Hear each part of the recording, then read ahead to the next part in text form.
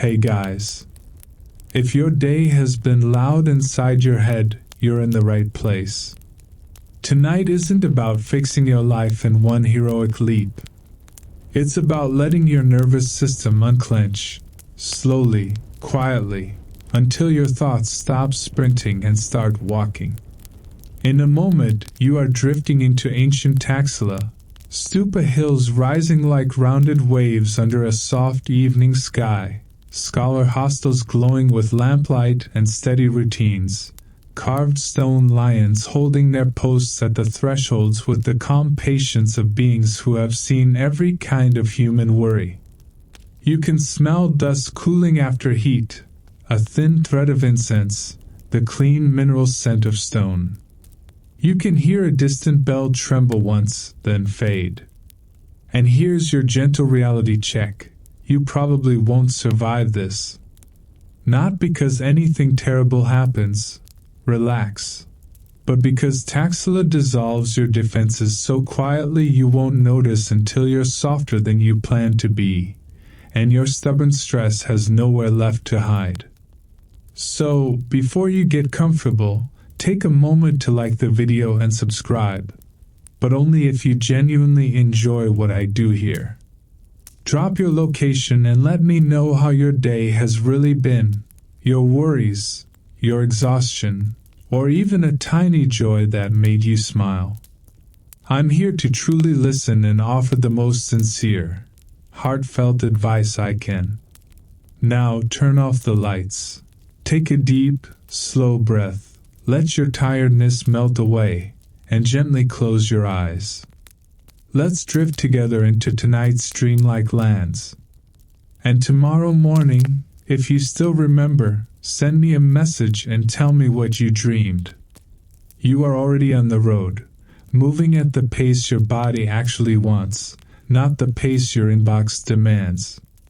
The ground under your feet is packed earth and old gravel, and each step makes a small crunch that the air immediately swallows. Ahead, the valley holds Taxila in a calm embrace. Low walls, pale stone, narrow lanes, and above it, the stupa hills lift their rounded shoulders into the fading light. The sky is turning that quiet color between gold and blue, the one that makes everything look kinder than it did at noon. A thin wind slides past your face, carrying dry grass, distant cooking smoke, and the faintest ribbon of incense. You follow it without thinking, and your shoulders drop another fraction, as if the air itself is giving permission. As you draw closer, the paths become cleaner, more deliberate. Someone has swept. Someone has cared. The stones along the lane are worn smooth, polished by sandals and bare feet, and the smoothness feels like proof. Countless people have come here carrying their own tiredness, and the road learned their shape. Then you see them, carved stone lions, paired and patient, crouched on low plinths where the road narrows. They aren't made to entertain you with ferocity. Their strength is quieter, carved into posture, and wide-set eyes that look past you without hostility. Their manes are patterned in steady rhythms, and the stone holds tiny chisel marks softened by weather, like a signature left in humility. You slow down automatically. Your breath slows with you. The lions don't move, and that stillness does something practical to your nervous system. It reminds you, in the simplest language your body understands, not everything requires reaction. You pass between them, and it feels like stepping through a sentence that ends with a clean period. Inside the gate, the monastery grounds open in layers. Low walls, swept paths, shallow steps worn into gentleness. A broom hushes along stone. A clay pot is set down with careful hands. Somewhere, water is poured into a basin, and the sound is thin and clear, like rain practicing. Nothing here is trying to impress you. Everything is trying to function well. You move inward, guided not by loud instructions but by the logic of the place. The scholar hostels sit tucked below the stupa slopes, arranged around courtyards that hold pockets of twilight. Reed mats are rolled and stacked. A lamp rests in a wall niche, wick trimmed, oil waiting with a small dark gleam. A clay pitcher sits near a basin, and the water inside catches the last light as if it is holding a tiny piece of sky. You step over a worn threshold into a small room that feels spare in the gentlest way. There is space to breathe. There is space to exist without performing. The floor is cool beneath your feet, and the air smells faintly of oil and clean clay. Outside, footsteps pass, soft, unhurried, students and caretakers moving like part of a rhythm that doesn't need to announce itself. You look back through the courtyard opening, and you can still see the stupa hills above the roofs. Their domes fade into dusk like rounded moons, simple until you notice the precision of their curve and the steadiness of their base. A bell trembles somewhere, barely there, and then silence returns so smoothly it feels intentional. You set down whatever you've been gripping all day, worry, urgency, the need to control the next 10 minutes, and you notice how quickly your body accepts the offer. Shoulders drop, jaw loosens, breath deepens. The carved lions keep their watch at the threshold, and the hostels hold their quiet like a warm bowl, and you realize you've arrived in a place that doesn't demand you hurry to become someone else. It simply lets you be, long enough for your mind to start walking beside you. You don't wake so much as you resurface, the way a stone slowly rises through river silt when the current shifts. The hostel air is cool and faintly mineral, and the lamp you noticed last night has burned down to a small, disciplined ember. Your body is still heavy, but not in the ugly way, more like a warm blanket refusing to be negotiated with. Outside, the first light arrives as a pale rinse across the courtyard. It touches the reed mats, the clay basin, the worn threshold, and then it slips away again, as if dawn here knows better than to announce itself too loudly. You step out, and the ground feels steady under you, like Taxila is offering a simple agreement: move slowly, and it will hold you. The carved lions are waiting where you left them, flanking the entrance with the same unblinking patience. Up close, you notice how their faces are neither cruel nor cute. They're carved into a kind of calm authority. Wide-set eyes, a mouth that could be a warning or a blessing depending on what you bring to it.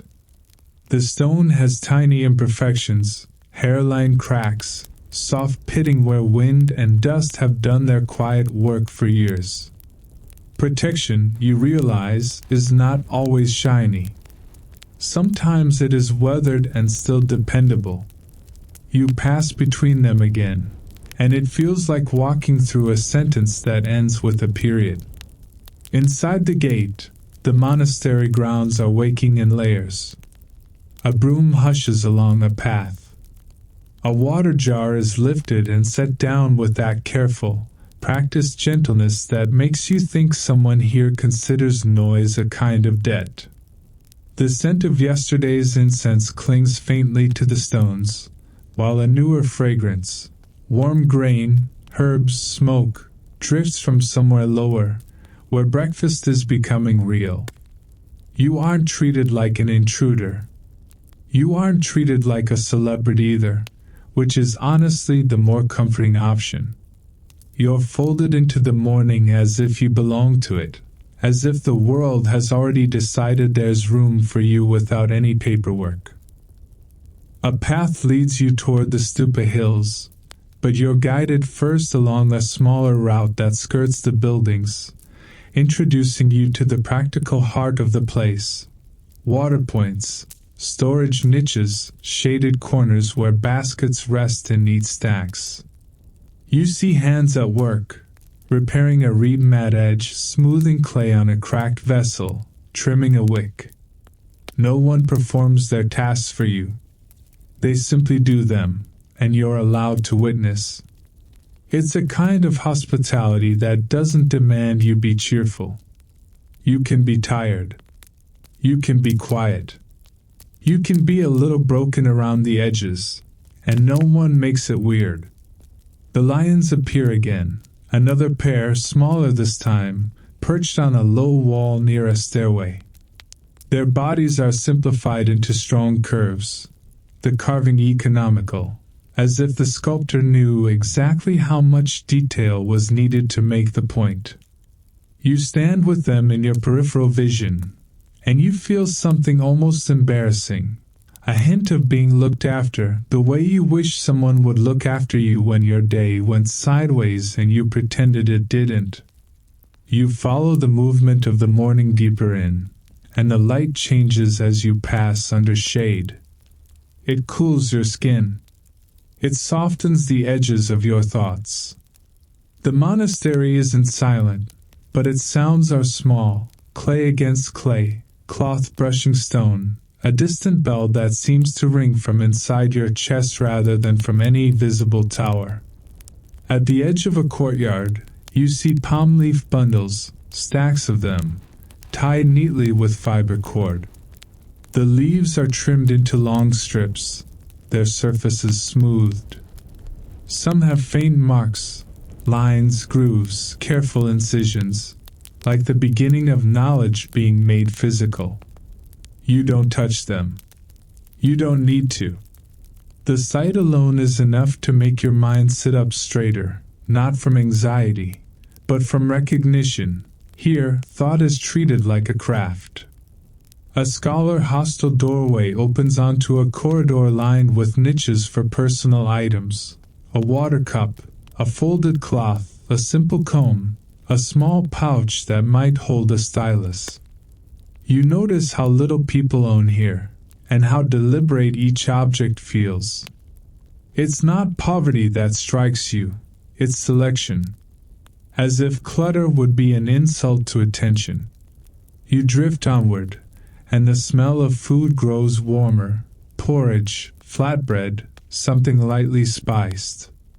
You feel hunger rise in a gentle wave, uncomplicated. It's almost funny how quickly your body becomes honest when the world stops screaming at it. Your stomach doesn't ask for status. It asks for warmth and steadiness, and Taxila seems to understand. At a low ledge near the kitchens you pause. Steam curls upward and disappears. Water is poured, and the sound is soft, like rain practicing. You watch the rhythm of simple care. Someone wipes a surface, someone rinses a vessel, someone stacks bowls in a quiet tower that won't topple because hands here know what they're doing. And then, like a thread pulled through cloth, you're led back toward the lions again, toward the main gate, as if to remind you, this place has boundaries, but they are not meant to trap you. They're meant to hold you long enough for you to feel the difference between being contained and being cared for. You step between the stone guardians, and the sun finally commits to the day. The stupa hills ahead brighten, their curves sharpening into gentle geometry against the sky. You can almost feel the path calling you upward, but you don't rush. You let the morning guide you the way a hand guides a sleepy child, firm enough to keep you from stumbling, soft enough not to wake your fear. Behind you, the scholar hostels settle into their work. Beside you, the lions keep watching. And inside you, something begins to imitate them, quiet, steady, awake. You start climbing with the kind of patience you usually reserve for loading screens and long elevators. Except here, nothing is pretending to be faster than it is. The stupa path is a ribbon of packed earth and stone steps, its edges softened by time and careful sweeping. Dust lifts in small puffs under your feet, then settles again as if the air is trained to be polite. The hill doesn't loom. It invites. It rises in slow folds, with pauses built into it, flat stretches where your breathing can catch up, where you can stand and look back at Taxila's clustered roofs and courtyards, and feel how the whole place sits in the valley like something intentionally placed, not just built. You notice how the morning light slides across walls and trees and then clings to the rounded shoulders of the stupas above, making them look almost warm to the touch. A bell trembles somewhere, thin, bright, and brief. You look for it and don't find it. That feels right. Sound here isn't a performance. It's a reminder. A nudge. A soft tap on the shoulder of your attention. As you climb, the world narrows into simple things. The grit of stone under your palm when you steady yourself, the smell of sun-warmed dust, the faint sweetness of crushed grass. You pass low markers along the path, small stones, some stacked, some carved, some simply placed as if someone wanted the route to feel less lonely. You think of all the feet that have come before yours and realize the path is not a line. It's a memory. Higher up, the first stupa dome comes into full view, and your brain tries to label it religion, history, architecture, meaning, because your brain loves to turn beauty into homework. But the stupa refuses to be reduced. It's too calm for your categories. Its base is solid, its curve precise, its surface pale and slightly rough, with tiny shadows where the plaster or stone catches the light unevenly. The dome rises from its platform like a slow breath held at the top of an inhale. You circle it along a worn track, the kind that forms when enough people walk in the same direction for long enough that the earth gives up and agrees. The motion is gentle, repetitive, and almost immediately hypnotic. Your feet find a rhythm. Your shoulders loosen. Your thoughts, still restless, begin to tire themselves out, like toddlers throwing a tantrum until they realize no one is impressed. You notice details the way you notice a friend's face when you stop rushing. A shallow groove on the stupa's base where countless hands have brushed it. A faint stain where rain has run down the curve in the same route for years. A small cluster of pebbles tucked into a crack as if someone left an offering that wouldn't rot or blow away. There are marks, scored lines, simple symbols, made by people who wanted to say, "I was here, and I meant it." The hill wind is cooler up here, and it slides through your hair and across your forehead like a clean cloth. It carries the scent of resinous smoke from below, but thinner now, diluted by distance and sky. A bird calls once, sharp and clear, then the air returns to its soft emptiness. You keep moving, and more stupas appear along the ridge, some larger, some smaller, each with its own posture, like a family of quiet giants. Between them, the landscape opens, patches of scrub, low trees, and the valley stretching out in hazy layers. The farther you look, the less your problems resemble emergencies. They're still there, sure. They haven't magically evaporated. But from up here, they look like stones in a stream, real, but not the whole river. You find a set of steps that lead to a platform with a wider view.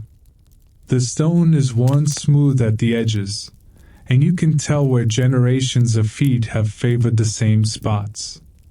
There's a faint warmth left in the rock from the earlier sun, and you sit for a moment, not collapsing, not escaping, just sitting, because sitting is allowed. Below, Taxila's scholar hostels are tiny now, their courtyards like pale squares, their paths like threads. You can almost imagine the palm leaf manuscripts stacked in neat bundles, the lamps waiting on shelves, the reeds mats rolled and ready. The idea of people rising early to learn and copy and listen feels strangely soothing. Your modern brain wants to argue, but what about productivity, deadlines, metrics? And Taxila, in its ancient calm, answers without words. You can work without worshipping panic. A bell trembles again, closer this time. You turn and spot a small frame near a path junction, a simple hanging bell that catches the breeze. It barely moves, barely rings. It's not calling anyone to attention like a command. It's more like a breath you didn't know you were holding, finally released. You stand and continue along the ridge, passing a low wall where the stone is carved with shallow reliefs, patterns, perhaps, or the suggestion of leaves and waves. The carvings are worn down, softened by time, but still readable in a way that matters. Someone made them not to show off, but to leave a trace of care. You run your fingertips slightly over the surface and feel the tiny ridges, like braille for the living. Your pace slows even more. Not because you're tired, but because speed feels unnecessary. You begin to recognize that the hill itself is teaching you. Each stupa is a lesson in proportion. Each step is a lesson in endurance without strain. Each gust of wind is a lesson in letting the air pass through you without grabbing it. By the time you reach the highest point of this path, the sun is fully up, but its heat is still gentle. The stupa nearest you casts a rounded shadow that looks like a bowl turned upside down, holding coolness. You stand in that shade and feel your skin relax. The world is bright and quiet at the same time, which is a combination your nervous system usually doesn't trust.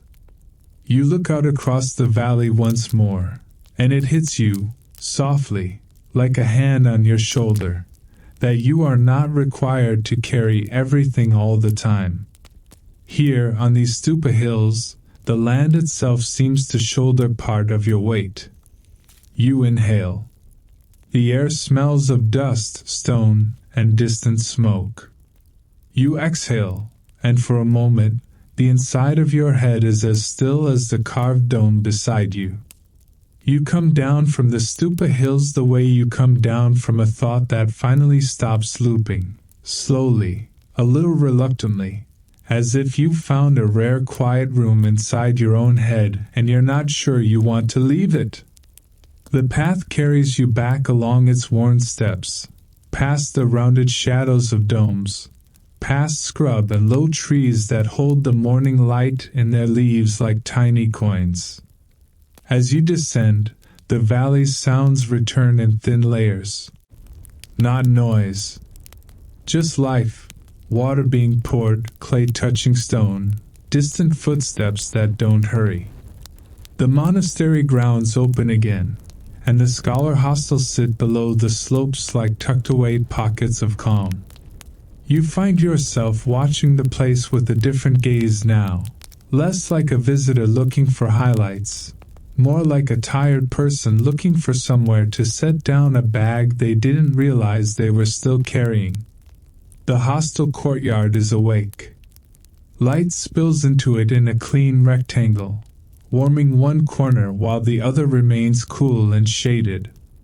The contrast feels deliberate, like the courtyard is offering you two moods and letting you choose. You step into the shade first, because your nervous system is still learning how to trust brightness. Reed mats lie along the edges, some rolled, some spread. They are simple, woven strips, a little uneven, slightly rough. But they look cared for. They smell faintly of sun and fiber, like dry grass that's been taught to be useful. A clay basin sits near a low ledge, water inside it catching the sky's pale reflection. You dip your fingers in and feel the coolness bite gently, then soften. It's not luxury, it's comfort. It's enough. You move through the corridor, and the air changes. Cooler, quieter, carrying the faint scent of oil and old paper-like fibers. Shelves built into the walls hold personal items, folded cloth, small bowls, a comb, a pouch. Everything is compact, chosen, and placed with intention. You can't help noticing how different this is from the way you treat your own space when you're stressed. How you scatter things as if clutter might distract you from thinking. Here, the absence of clutter isn't sterile. It's merciful. A lamp sits in a niche, clay-bodied, wick neatly trimmed. The oil inside reflects a small, steady gleam. You imagine it at night, a soft circle of light on the floor, the edges fading into darkness like a gentle curtain. You imagine your own mind under that lamp, thoughts arriving one by one instead of in a stampede. In the courtyard, a few palm leaf bundles are laid out on a mat to air. The strips are pale, flattened, and tied with fiber cord. Some have delicate incisions, lines that look like they were carved with a steady hand and a steadier patience. You don't need to read them to feel their weight. The fact that someone took time to inscribe meaning into something as fragile as a leaf makes your chest do that small, unexpected thing, tightening, then loosening, like your heart is remembering that humans can be careful. You drift closer and notice how the bundles are spaced so air can move between them, so moisture won't linger, so nothing molds. The care is quiet and thorough. It isn't romantic.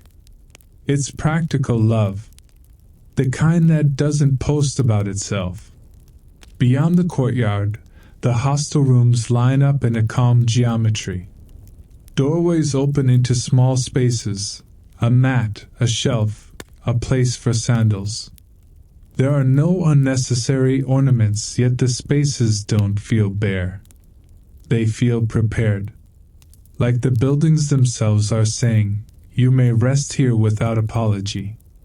You walk along the corridor and notice marks on the threshold stones, smooth depressions where feet have stepped, tiny chips where water has dripped, faint darkening where hands have touched. It's the kind of evidence modern life tries to erase with polished surfaces and, like new, finishes. Here, where is not shameful? Where is proof of use? Proof of presence. A corner of the hostel opens into a small, sheltered workspace. It's not grand. It's just a low platform, a few mats, a shelf for writing tools. The light falls in from one side, angled and soft, perfect for eyes that will spend hours focused on fine lines. You can almost feel the rhythm of the place. Someone sitting cross-legged, palm leaf strip on their lap, stylus in hand, breathing steady. Not rushing to finish, not panicking about perfection, just doing the work the way water does its work, consistently, quietly, eventually. Your mind wants to make this into a productivity fantasy. It tries to whisper, imagine how much you could get done if your life looked like this. And then, mercifully, the hostile atmosphere answers with something calmer. You don't have to squeeze the life out of yourself to be worthy. You can learn slowly. You can rest between thoughts. You can let your attention be a candle instead of a wildfire. You step back into the courtyard. Sunlight has shifted. The warm patch is larger now, creeping across the stones. A reed mat edge lifts slightly in the breeze, then settles again. The water in the basin ripples once, smooths, and becomes still. Everything here keeps returning to stillness, as if it's a home base. You sit on the edge of a mat, not fully committing to lying down, just letting your weight be held. The fiber presses lightly into your skin. The scent of the courtyard, dust, clay, faint oil, wraps around you. Your breathing slows without being forced. You realize something gently unsettling. You've been living like rest is a reward you have to earn. Taxila treats rest like a requirement. Like food. Like water. Like light. For a moment you simply exist here, between the stupa hills above and the scholar hostels around you, held in the middle of a place built for both devotion and learning. And you begin to sense the shape of your next hours, not sightseeing, not conquering history, but being walked through it like a guest who finally stopped pretending they're fine. You follow the current of the hostel corridors the way you follow a scent in the dark, slowly, with trust, letting small cues guide you instead of your usual habit of bulldozing your way to certainty. The air grows cooler as you move inward, away from courtyards and sun patches, into spaces where light is treated like something precious, invited in, measured, softened, never wasted. The library is not announced by grand doors. It reveals itself through quiet signs, a shelf built deeper into a wall, a corner where palm leaf bundles are stacked with extra care, a faint, dry aroma that is part dust and part plant fiber and part oil. The smell is oddly comforting.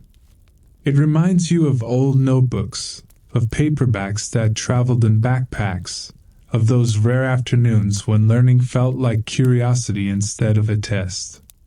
You step into a room where the light comes from one side in a gentle wash, filtered through a narrow opening. The brightness doesn't glare. It rests on surfaces like a hand laid lightly over a sleeping forehead. Mats are arranged along the floor, and low platforms hold bundles of manuscripts. Nothing is piled recklessly. Nothing is sprawled. Everything is placed as if the room itself has rules. Be calm, be clean, be kind to what you touch. Palm leaf strips lie in neat stacks, their edges aligned. Some are blank and pale, like quiet snow that fell a long time ago. Others are marked with fine incisions, lines and curves carved into the leaf surface with deliberate pressure. You notice how the marks catch the light at certain angles, turning writing into a kind of relief sculpture. The words aren't inked in the way you're used to. They live in grooves, in texture, in the small valleys created by a stylus. Knowledge here is literally etched into the world. A small container holds writing tools, a stylus, its tip polished smooth, a thin brush. Perhaps a bit of soot or pigment used to darken the incisions so they become more readable. You can almost hear the sound that would make, the soft scratch, the controlled drag of point against leaf, like a quiet insect moving across a surface. There's something intimate about that sound, something that makes your throat tighten with the idea of care. Imagine being so gentle that you can carve meaning into something fragile without tearing it. You drift closer, not touching, just observing. The bundles are tied with fiber cord, loops firm but not tight. Someone has left a small stone weight on a stack of loose leaves to keep them from lifting in the breeze. It's such a small detail, but your mind clings to it. In your world, things blow away because no one had time to pin them down. Here someone made time. You move along the room's edge, and the shelves show other objects, a clay oil lamp, the wick trimmed, a bowl that might hold water for smoothing leaves, a cloth folded into a perfect rectangle. The cloth looks like it's been washed 1,000 times, softened into a gentle thing. You picture hands wiping dust from palm leaves, fingers smoothing edges, palms pressing lightly to flatten a strip before it's inscribed. The process feels slower than your entire week. That's the point. The room holds its own kind of silence, not empty, but full. It's the silence of focused minds, of people listening to their own breath so it doesn't disrupt thought. Your body responds before your brain can argue. Your shoulders drop. Your jaw unclenches. Even your eyes soften, adjusting to the gentle contrast of light and shade. You become aware of your own internal noise. The mental tabs open, the half-finished worries, the obsessive replay of conversations. They don't disappear, but they begin to feel out of place here, like someone wearing muddy shoes on a clean mat. You don't shame yourself for it. You simply notice, and in noticing, you start to tidy your mind the way these shelves have been tidied, one thing at a time, placed carefully, no drama. A subtle change in the air tells you there are more rooms beyond this one, spaces where texts are stored, copied, preserved. You imagine the lives embedded here, scholars traveling, bringing questions, teachers shaping attention, caretakers maintaining the lamps and the water and the quiet. The library is not just a room of objects. It's a network of people who decided knowledge matters enough to protect it from neglect. Outside the library opening, you catch a glimpse of the stupa hills again, their domes rising above the roofs. It feels like an intentional design, devotion on the hills, study in the valley, as if the place is reminding you that spirit and intellect are not enemies. They're companions. One steadies the other. One keeps the other from becoming arrogant or hollow. You return your gaze to the palm leaves. The writing grooves glint softly. You think about how many hours it takes to make one bundle, how many steady breaths, how many careful strokes. Your modern brain tries to calculate output and efficiency, and then it trips over something simpler. Maybe the value isn't in how fast the words appear. Maybe the value is in the attention that created them. You sit on the edge of a mat near the doorway where light is kind. The floor is cool through the fibers. You let your hands rest on your knees, palms open, as if you're telling the room you're not here to take. You're here to receive. Your breathing deepens. The air tastes faintly of oil and dust. You listen to the quiet until it becomes a sound in itself, a soft, steady presence. In that presence, your mind finally does something it rarely allows. It stops trying to win. It stops trying to prove you deserve to be here. It simply learns how to be still, like a palm leaf waiting for a stylus, like a stupa dome holding the sky without effort. And you realize, with a small, almost absurd relief, that this is what you've been craving, not entertainment, not distraction, but a place where your thoughts can slow down enough to become readable. You leave the library the way you leave a warm pool, reluctant, quieter, carrying that calm in your skin. The corridor feels a little brighter now, not because the sun changed, but because your eyes have adjusted to gentleness. You step back into the hostel courtyard, and the air greets you with its familiar mix of dust, clay, faint oil, and something new, the subtle heat of bodies gathering nearby, the human warmth of attention moving toward a shared center.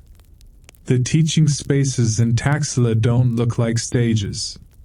There are no raised platforms demanding applause, no heavy furniture shouting authority.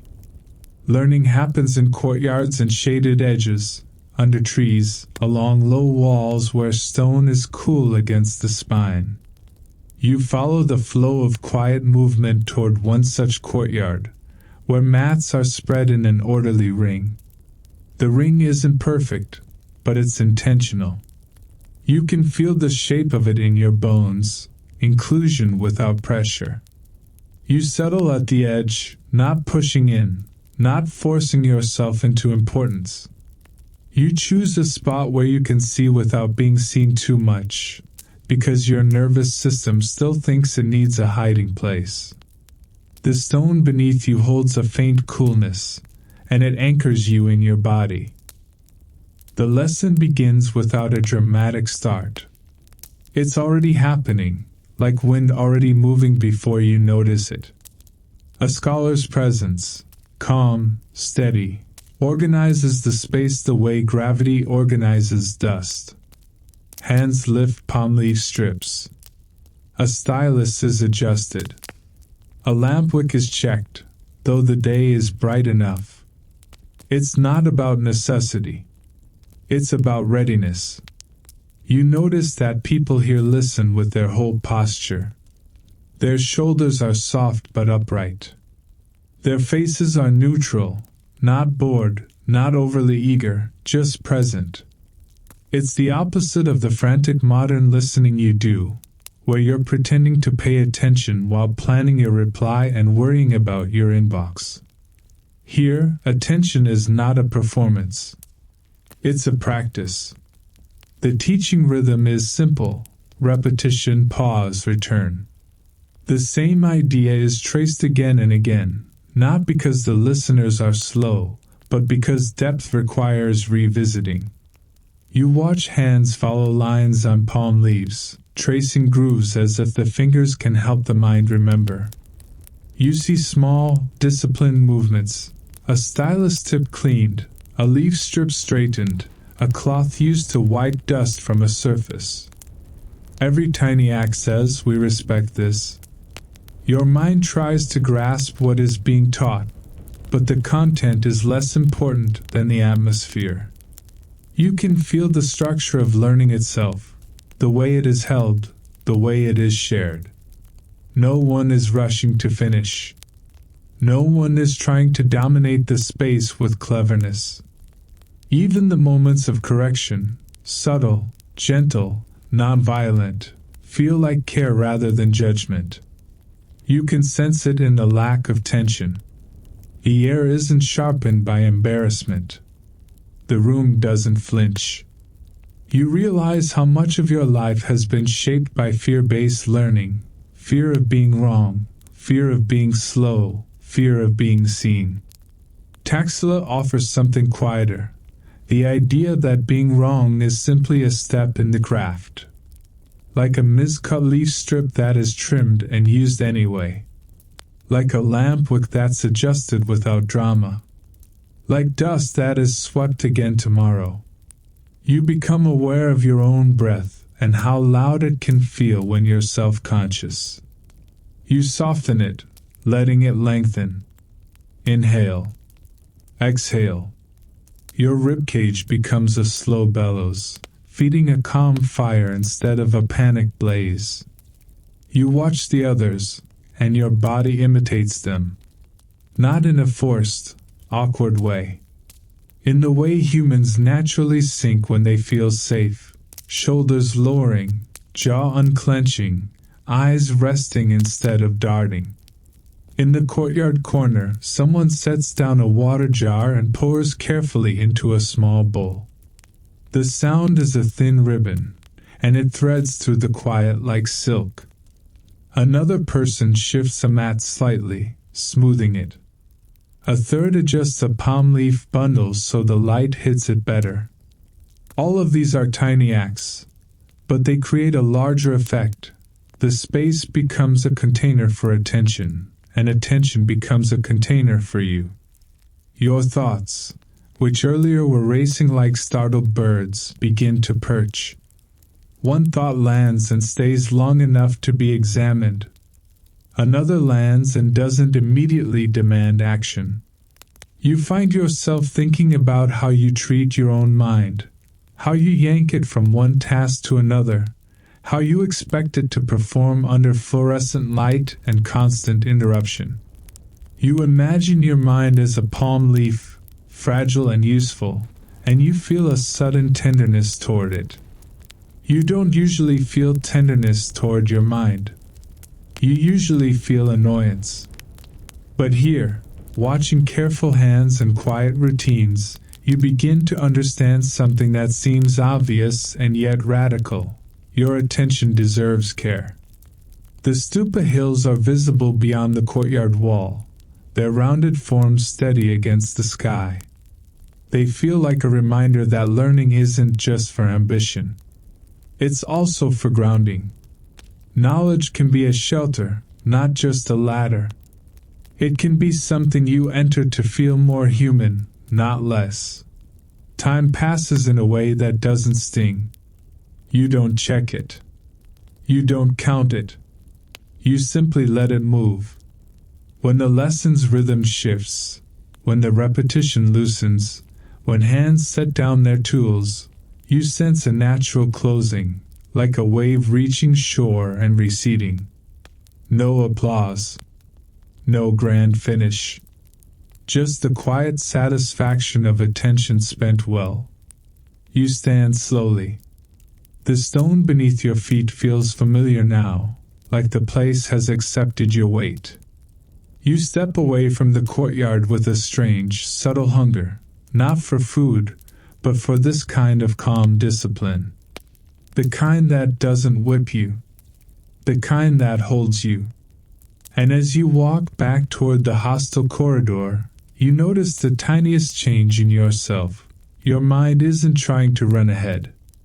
It's walking beside you, matching your pace, as if it finally learned that it doesn't have to sprint to be worthy of arriving.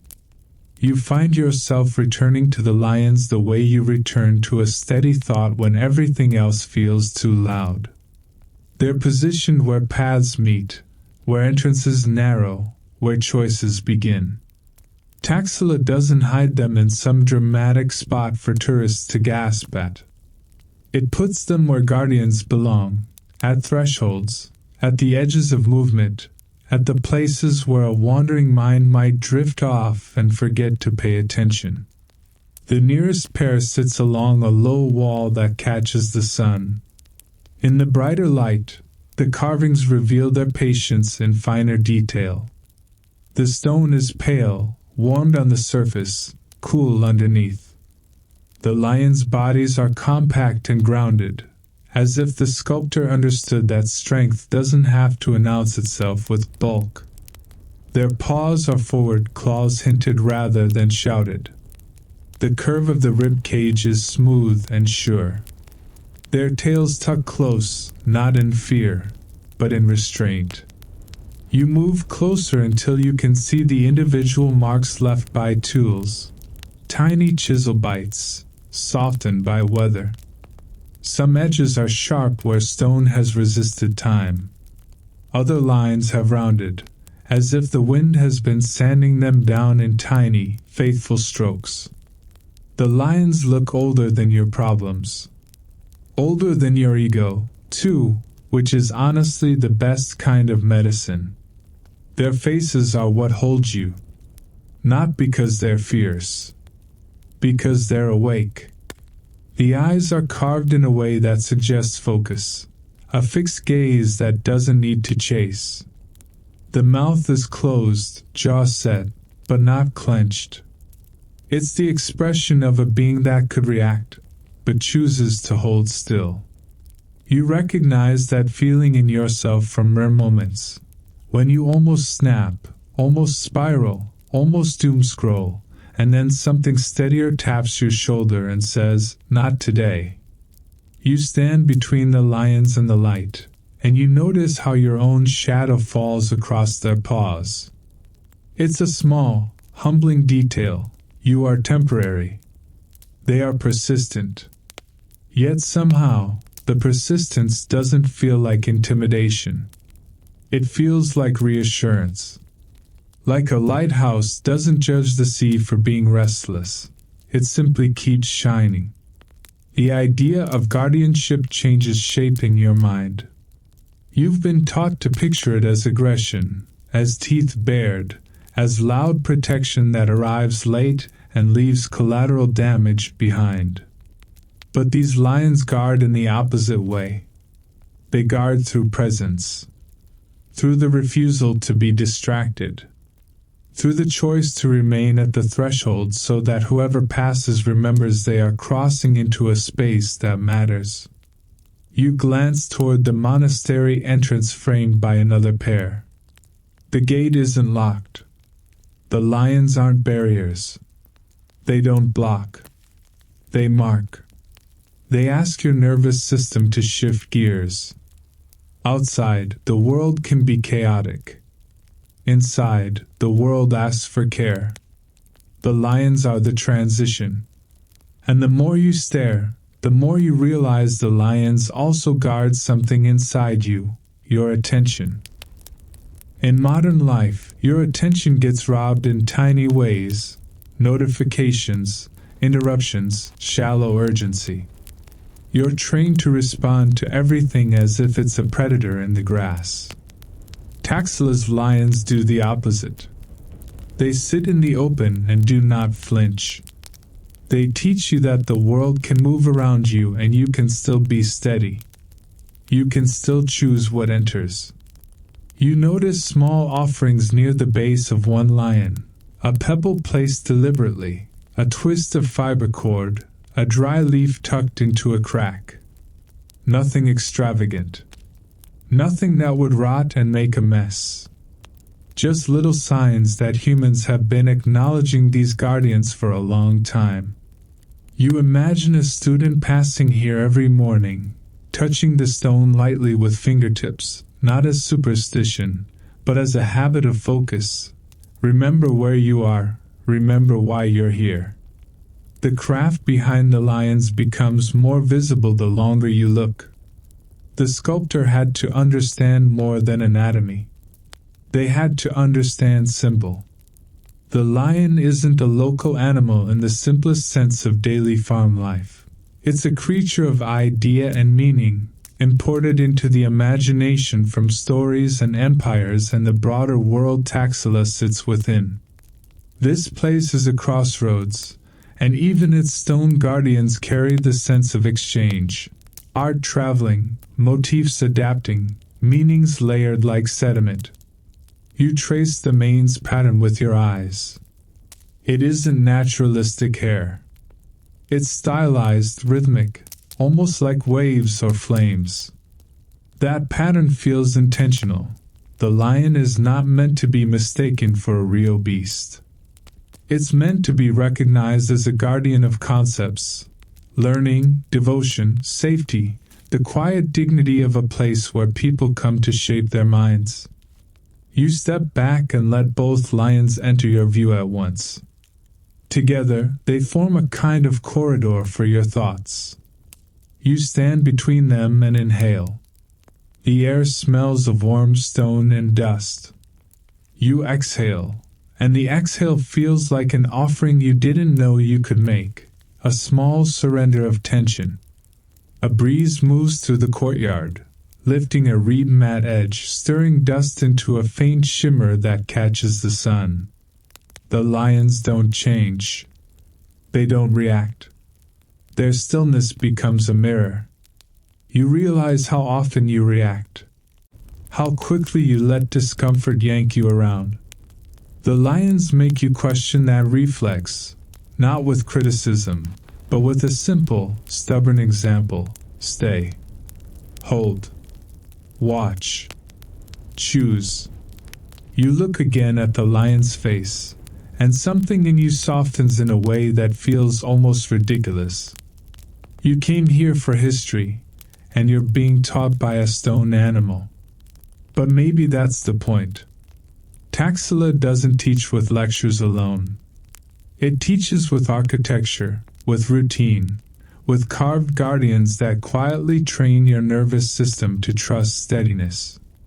You turn toward the path leading deeper into the grounds, and you feel the lions behind you like a gentle pressure between your shoulder blades.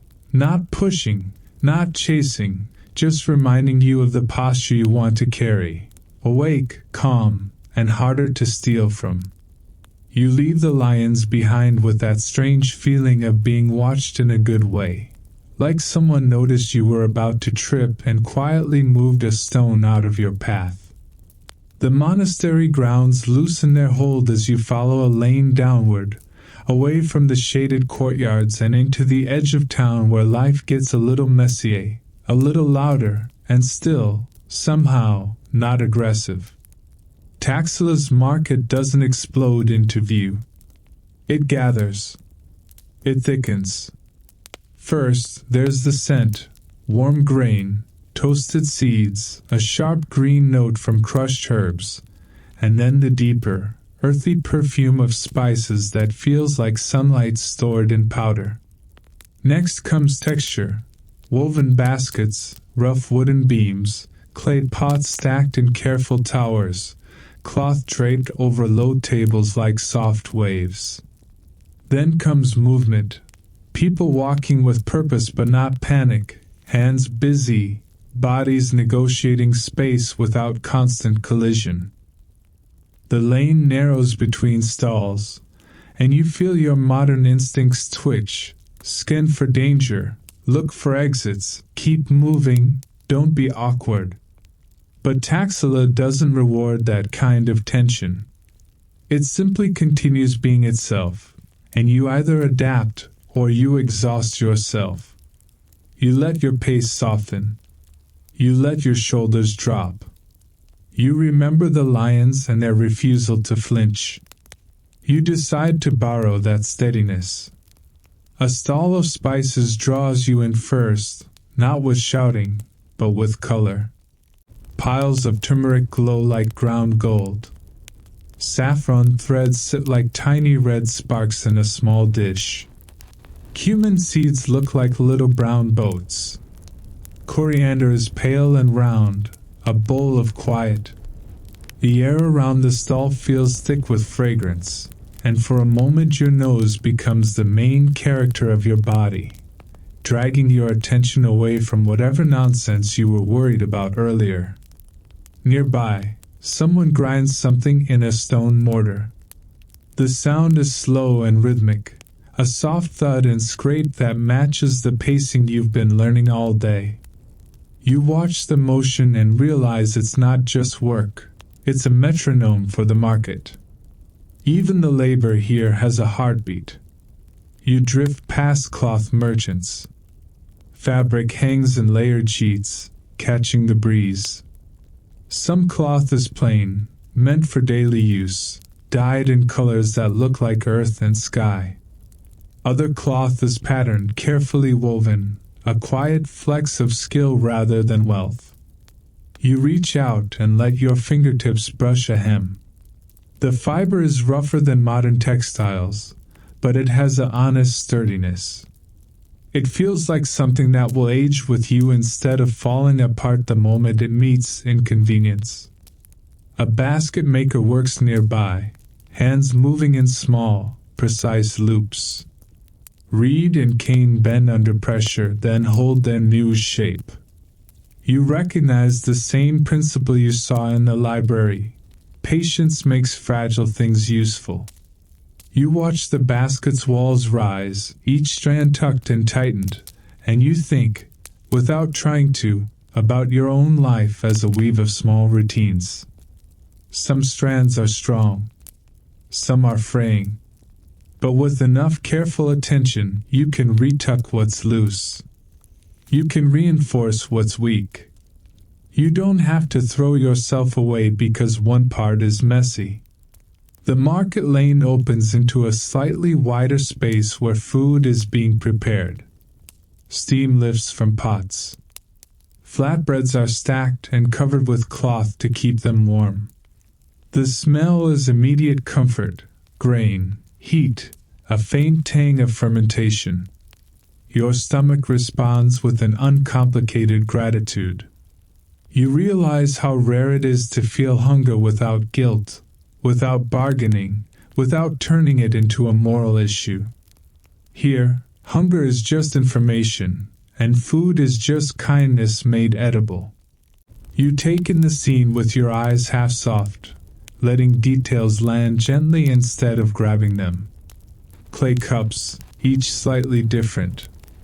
wooden spoons worn smooth, a jar of something pickled, a pile of fruit, round and bright, catching the sun like small lanterns. And through it all, the steady human motion of trade, hands exchanging goods, measuring, weighing, bundling. It's a choreography of daily survival that doesn't feel desperate. It feels practiced. Taxila is a crossroads, and you sense it even in the market.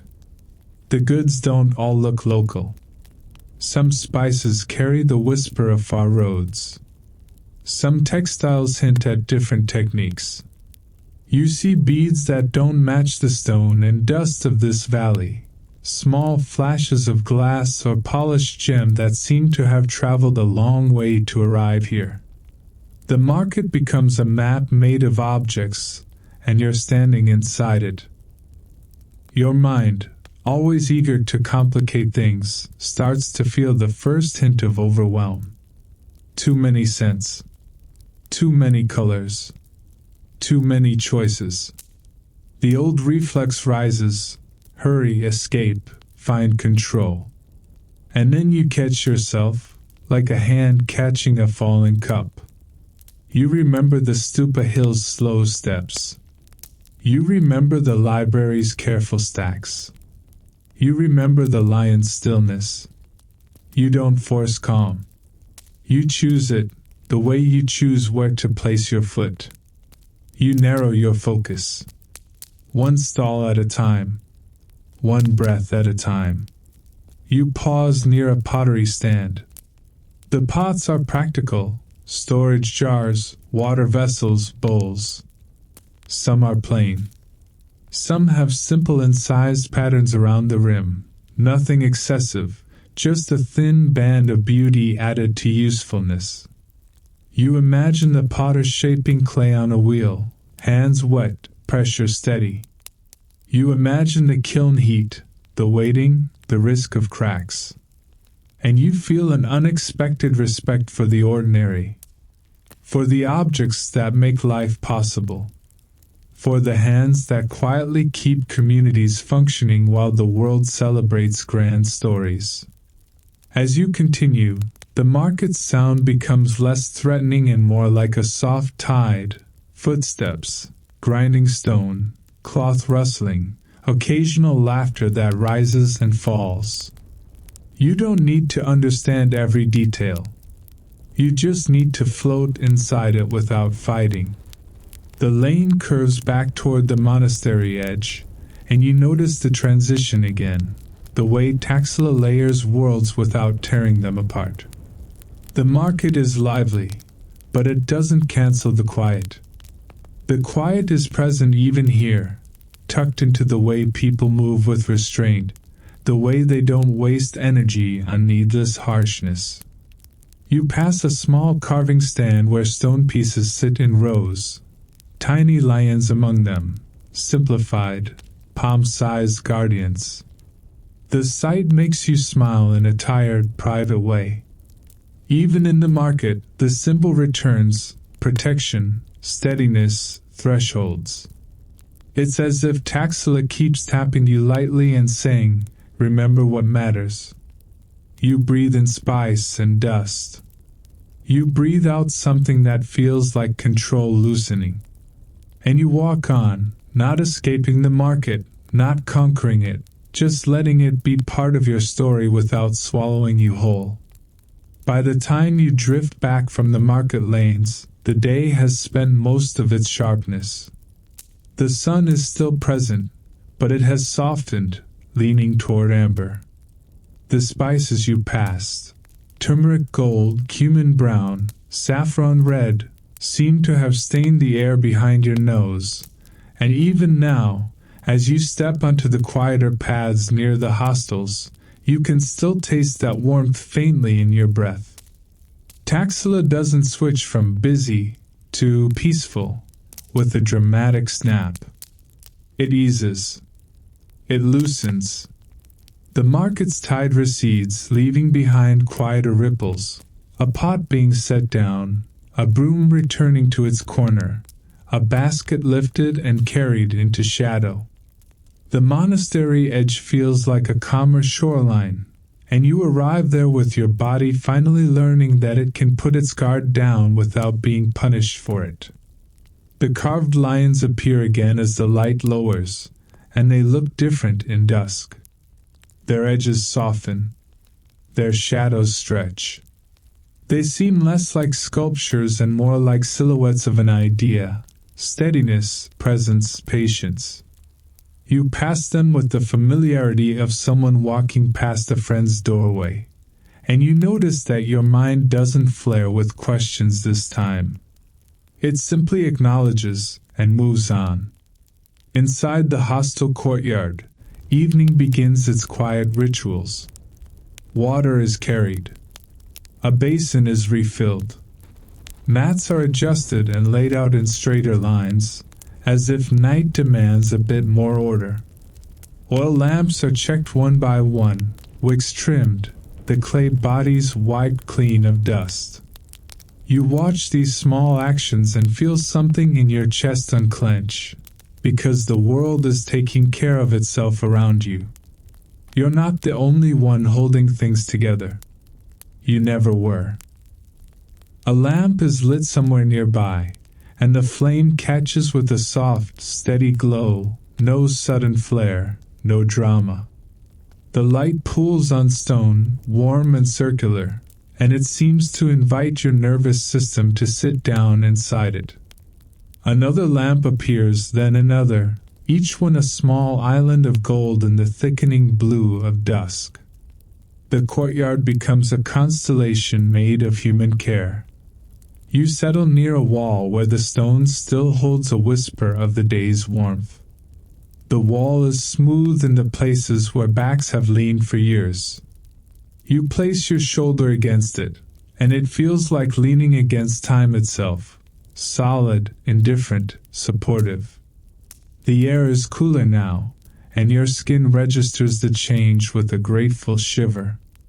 Food arrives in the simplest way, not in a parade, not in loud celebration, but in the steady distribution of bowls and flatbread. The scent is less complex than the market's spice storm, more like a quiet hearth, grain, steam, a hint of herbs. You eat slowly, and it feels almost ceremonial in its lack of ceremony. You notice how your body relaxes between bites, how chewing becomes a rhythm rather than a rushed task. Even swallowing feels like a small surrender. When you finish, you rinse your hands at the basin. The water is cold enough to wake you, but not enough to shock. Drops run down your wrists and fall onto the stone in soft, irregular taps. The sound is tiny, and yet you hear it clearly.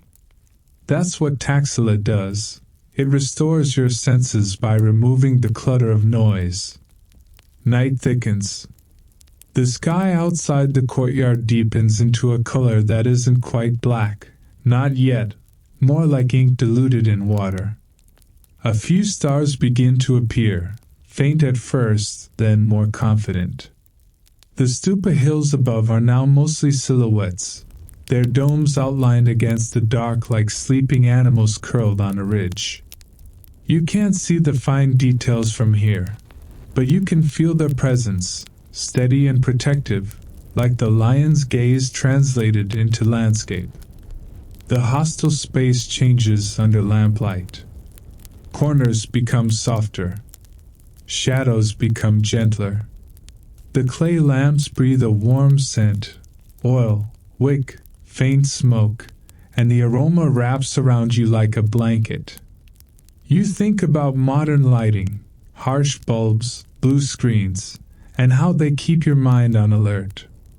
This light does the opposite. It tells your brain, the day is done. Stop performing. You watch the routines continue. Someone folds a cloth with slow precision. Someone sets palm leaf bundles onto a shelf, carefully, so they won't warp overnight. Someone sweeps the courtyard again, even though it's already clean, Because cleanliness here isn't perfectionism. It's respect. It's the way you honor a space where minds are shaped. You feel your own tiredness rise, not as a threat, but as a natural tide. It comes with a heaviness behind the eyes, a soft ache in the calves from the stupa climb, a warm fullness from food. You don't fight it. You don't scroll it away. You let it be the truth of your body. A lamp flickers as a small breeze threads the courtyard, and you instinctively tense, expecting the flame to die. But it steadies again on its own, like it's trained in resilience. You watch it, mesmerized, and realize you've been living like a candle in a storm, always bracing for the next gust. Here, the wind exists, but the lamp is sheltered. The flame is allowed to be small and still survive. You stretch out on a reed mat, not with the collapse of defeat, but with the surrender of someone finally letting the ground do its job. The mat's texture presses lightly into your skin. The stone beneath it is cool, but not hostile. You pull a simple cloth over your torso, and the cloth smells faintly of sun and fiber, like dried grass after a warm day. Your mind tries to bring back the market again, colors, scents, objects, and you let those images drift past without grabbing them. Turmeric gold dissolves into lamplight gold. Saffron red dissolves into ember glow. The carved lion's stillness returns as a feeling behind your ribs, a quiet guard at the gate of your thoughts, keeping the frantic ones from charging in. Somewhere, a bell trembles once, so faint you could mistake it for your own breath catching. Then silence closes again, not like a door slamming, but like water smoothing after a pebble's drop. You lie there, watching the lamp's small flame, and you realize how rare it is to be surrounded by people and feel no demand to perform. No one is asking you to be interesting. No one is asking you to be productive. You're allowed to be a tired human shaped like a question mark, slowly relaxing into a period. The last thing you notice before sleep thickens is the way the lamplight makes the courtyard stones look softer, almost kind. And then your eyelids finally agree with the night. Morning returns the way a careful hand returns to a page, quietly, without smudging anything. You open your eyes to a courtyard that is still mostly shadow, the sky above it pale and thin, as if the night has been diluted rather than replaced. The oil lamps have burned low. A few still hold tiny flames like stubborn fireflies refusing to give up their post.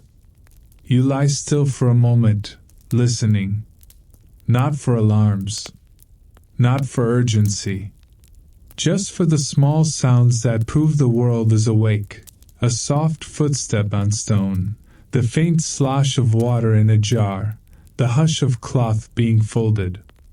Even these sounds feel like they're trying not to startle you, as if Taxila understands your nervous system is skittish and needs gentler mornings. A bell trembles somewhere, barely a ring, more like the idea of ringing, and then fades. It doesn't demand. It suggests. It sets a rhythm rather than a rule. You inhale slowly and feel your ribs expand without resistance. You exhale and feel your body sink into itself, heavy in the good way, like a vessel settling into sand. You sit up and the reed mat creaks faintly beneath you, a dry sound that reminds you your body is real and present, not just a brain dragging flesh around like luggage. You rise, step barefoot onto cool stone, and feel the temperature pull you awake without being cruel. The air carries last night's oil scent, but fresher now, mixed with dawn chill and the faint sweetness of grass outside the courtyard walls. You move toward the basin and rinse your hands and face. The water is cold enough to make you blink, and for a second you feel that old reflex. Complain, resist, make a face like the universe just personally offended you. But you catch yourself. The cold is honest. It's a clean boundary. It tells you where your skin ends and the world begins. You cup water again, let it run over your wrists, and the sensation turns from shock to clarity. As you dry your hands with a folded cloth, you notice how everyone's movements around you are both efficient and unhurried. It's a strange combination your modern life almost never offers.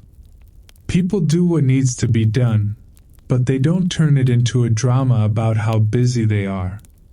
No one performs exhaustion.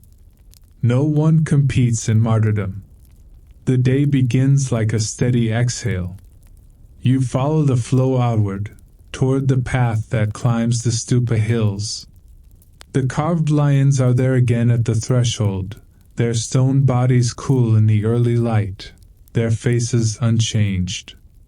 You pass between them and feel that familiar shift, outside to inside, chaos to care, scattered to focus. It's becoming a habit. And habits, you're learning, are how calm survives. The climb feels different in morning. Yesterday you ascended like a visitor, amazed and cautious. Today you ascend like someone returning to a practice. The steps are the same, worn stone, packed earth, but your body meets them with less negotiation. Your feet find the rhythm. Your breath finds its depth. The hill air is crisp, and each inhale tastes like dust washed clean by night. As the sun lifts, light spreads across the valley in slow sheets. You watch it touch rooftops, then courtyards, then the stupa domes. The domes catch the first warmth like bowls collecting honey. Shadows retreat, not fleeing, just making room. You realize how different this is from your usual mornings, where light means screens, messages, 1,000 tiny obligations biting at your ankles.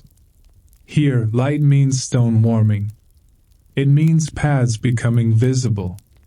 It means bodies moving gently into work that makes sense. You reach a stupa platform and begin to circle it again, following the worn track that countless feet have pressed into the earth. The motion is repetitive, and that repetition doesn't feel boring. It feels regulating, like rocking a child or humming a low note until the nervous system stops vibrating. You circle and your mind tries to wander, and the curve of the path brings it back. You circle and your thoughts try to speed up, and your breath slows them down. You circle and your shoulders drop another fraction. The bell trembles again, carried by the breeze, and you notice how your body responds now. Yesterday, a bell might have spiked your attention like an alarm.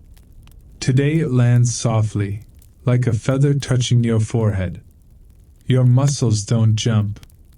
Your chest doesn't tighten.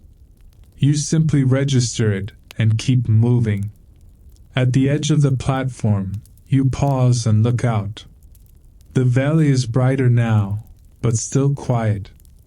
Taxila is awake beneath you, hostels, courtyards, market lanes beginning to stir, but from here it looks like a small, intricate pattern laid on the earth.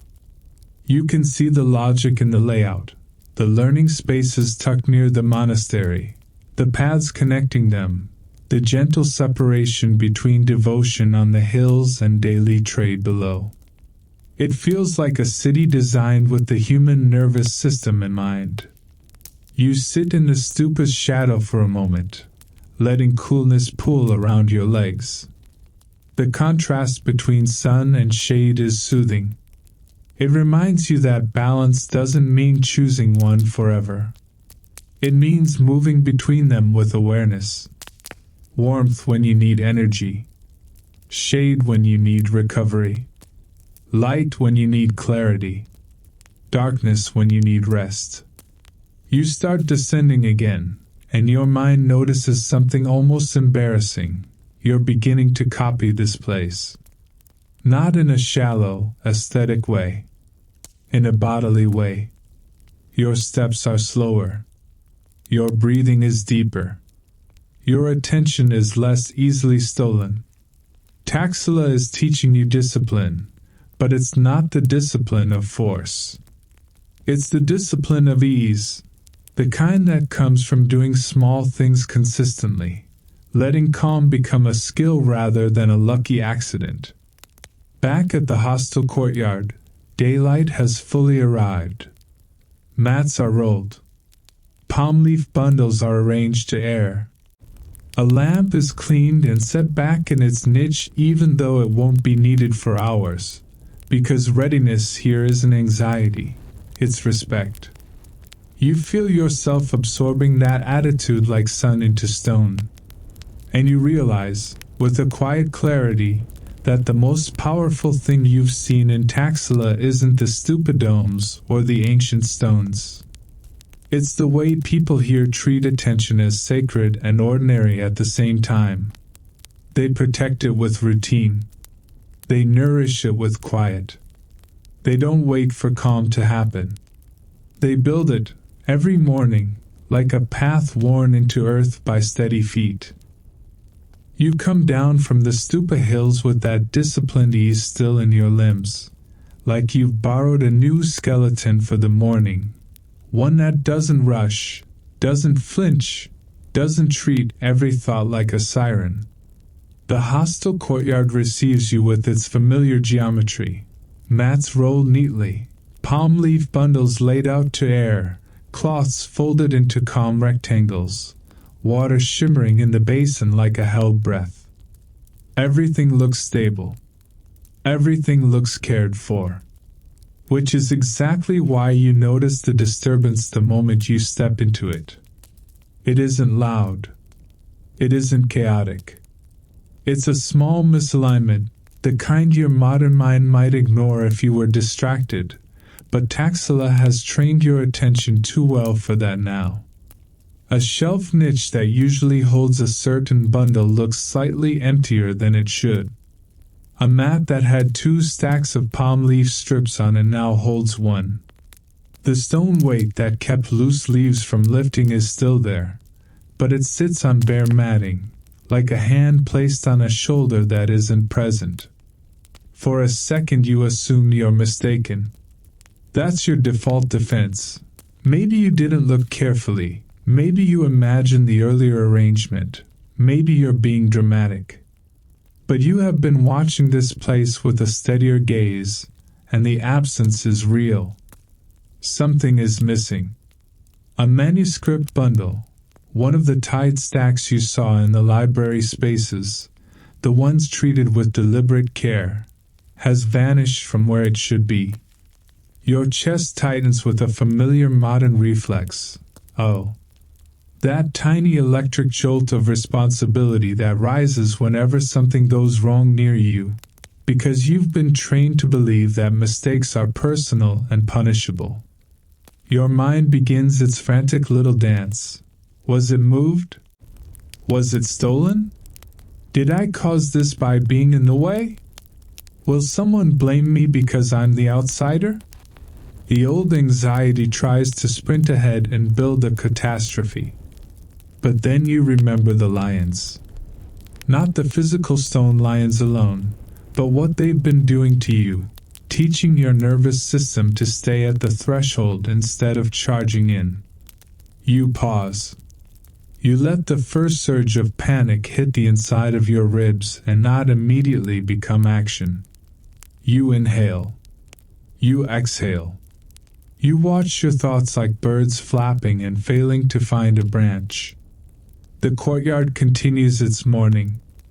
People move with their usual calm efficiency. Someone rinses a bowl. Someone lifts a cloth. Someone sweeps a path that is already clean because it's the act, not the dirt, that matters. And in that steady motion, you realize something else. The problem, whatever it is, has not contaminated the whole place. The world is not ending. Only one small corner is wrong. That thought alone softens you. You move carefully toward the library-adjacent corridor, where the manuscripts are stored and handled. The air is cooler here. The light is controlled. It smells faintly of oil and fiber, and now, also, of your own rising worry. Yes, your worry has a scent, sharp and metallic, like biting your tongue. You hate that you can feel it. You hate that your body is so good at panicking. But Taxila doesn't shame you for it. The corridor is still calm. The walls are still steady. You look at the shelves, at the bundles tied with cord. You scan for any sign the missing stack was relocated. The arrangement is mostly orderly, but you notice a slight inconsistency. 2 bundles are pushed closer together than before, leaving a gap.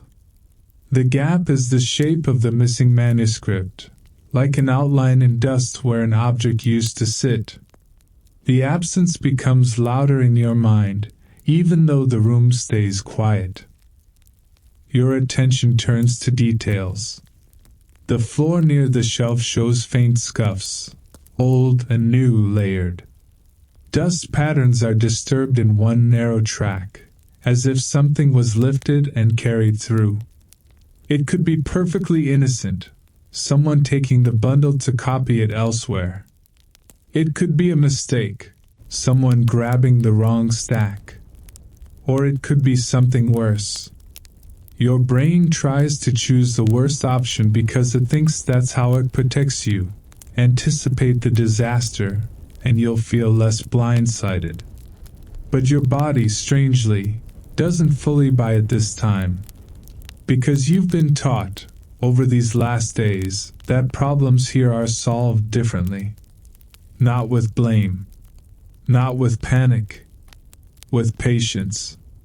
You walk back into the courtyard and let your eyes move across the space like a slow sweep of a broom.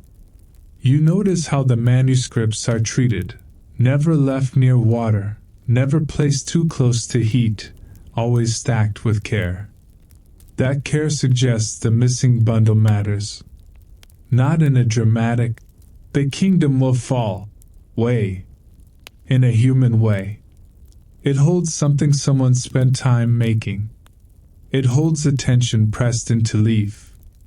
It holds knowledge that doesn't exist anywhere else in exactly that form. Your worry shifts from fear of blame to something more tender, fear of loss. That tenderness makes you move more carefully. You don't want to trample the calm. You don't want to turn this into a loud event. So you begin to do what Taxila has been teaching you all along. You pay attention. You observe. You trace patterns. You return to the mat where the stone weight sits alone. The weight is a smooth river stone, oval and warm from the growing sun. It looks like it has been used many times for this purpose. Its placement is precise, not random. Someone put it there as part of a routine, which means the bundle was removed after the weight was placed, not before. That narrows the timeline. That tells you the removal happened recently. A small fiber cord lies nearby, not tied, just resting. It could be a spare tie. Or it could be the cord that once wrapped the missing bundle. You don't touch it yet. You simply look. The cord's end is frayed slightly, as if it was pulled rather than untied. Your heartbeat ticks up again. Then, like a hand returning to the page, you bring your attention back to the simplest truth. This is a small problem. It can be solved. You don't have to explode. You take another slow breath, feel the cool air in your nostrils, feel the warmth of the sun on your forehead, feel the steadiness of stone under your feet. And you decide to start where Taxila always starts, with the ordinary. You begin to retrace the morning. The stupa climb. The courtyard routines. The corridor path. The shelf gap. The lonely stone wait. Not as a detective hunting villains. As a careful human trying to return something precious to its place. You begin retracing the morning the way you circle a stupa, not with frantic speed, but with steady repetition, letting the path itself reveal what you missed. The first lap is simple. You walk from the courtyard's sun patch to the shaded corridor, from the basin to the shelf niche, from the lonely stone weight back to the mat's edge. You look at dust. You look at fiber cord. You look at the way objects sit when they have been placed with intention, and the way they sit when they've been nudged by accident. Nothing yells an answer at you. Taxila doesn't do yelling. So you slow down further. You notice the dust track again near the shelf. It's faint, but it has direction, a narrow sweep leading away from the niche and toward the corridor's bend. Dust is honest. It records movement without caring who looks important. You follow it with your eyes first, then with your feet, stepping carefully so you don't smear the evidence you didn't mean to collect. You feel almost absurd, tiptoeing like a cautious thief in a place built on calm. But you remind yourself, care can look like slowness. At the corridor bend, the dust pattern widens slightly, as if someone shifted their grip or turned with something held close to the body. You picture a bundle of palm leaves, light, but awkward, needing both hands. A careless turn could brush it against a wall or a shelf edge. You glance at the wall and see a faint scuff, a pale smear in the dust layer, barely visible unless you're looking with the kind of attention Taxila has been training into you. You follow the corridor into a small side space where mats are stacked. The air here smells more of reed and fiber than oil. A folded cloth lies on a low ledge, and beside it, a writing stylus. The stylus catches light on its polished tip. You wonder if someone came here to gather tools, or if someone came here to work quietly away from the courtyard's mild bustle. The thought makes your chest tighten again, because quiet spaces are where things go missing. But you don't let that tighten become a spiral. You let it be a signal, then you keep moving. You look down. On the floor, near the edge of a mat stack, there's a small flake of dried plant fiber, like a tiny shaving from a palm leaf strip. It could be nothing. It could be common. But it pulls your attention like a thread. If someone handled manuscripts here, a flake could fall. Your eyes search the area, and you spot another small fiber fragment closer to the doorway. A breadcrumb trail made of leaf and accident. You follow. The trail leads you back into the courtyard, but not toward the main library opening. Instead, it angles toward a storage corner where cloth bundles and clay jars sit in neat rows. This is where Taxila's calm becomes particularly impressive. Even storage looks like a form of meditation. Nothing is thrown. Nothing is piled carelessly. Everything is lined up as if the objects agreed to cooperate. You approach the storage corner with the soft caution of someone entering a sleeping room. Your mind tries to imagine the worst. The manuscript bundle shoved behind jars, forgotten, damaged by moisture. You feel that protective tenderness rise again, fear of loss, fear of disrespect toward the hours embedded in leaf. You breathe. Inhale. Exhale. Your shoulders loosen. You scan the shelves, the jars, the cloth stacks. And you see it, a cord loop hanging slightly lower than it should, as if something bulky is tucked beneath the cloth pile, pressing it outward.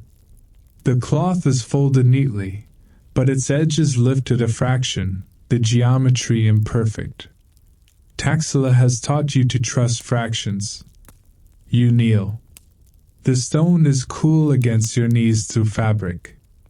You lift the cloth edge slowly, as if you're uncovering a sleeping animal. Underneath, a palm leaf bundle sits, tied, intact, slightly angled as if it was placed quickly and then forgotten. Your breath catches, not with panic now, but with relief that feels like warmth spreading through your chest. You don't grab it. You pause. You study it first, because you've learned that care comes before speed. The cord looks familiar, fiber, tight loop, a small fray at the end. The same fray you saw near the lonely stone weight. The bundle's edges are aligned, the leaves not warped, not damp. It seems safe. It seems untouched by harm. So how did it end up here? You hold that question gently, because in this place, solving the problem matters, but so does the way you solve it. You don't want to turn it into a blame storm. You want to restore the rhythm. You look around for clues. The storage corner is adjacent to the basin area. The basin area is where hands are washed, cloths are dampened, bowls are rinsed. It's a practical zone. If someone carried a manuscript bundle absent-mindedly while also handling water jars or cloths, they might have tucked it temporarily under a dry stack, meaning to return it, then been pulled away by routine. The bundle could have been set down with good intentions and then forgotten in the flow of tasks. It's the most human explanation. And it fits Taxila, accidents, not malice. You lift the bundle carefully with both hands, supporting it from underneath so the palm leaves don't shift. It's lighter than you expect, but it has that particular weight of meaning, like holding a book someone wrote by hand.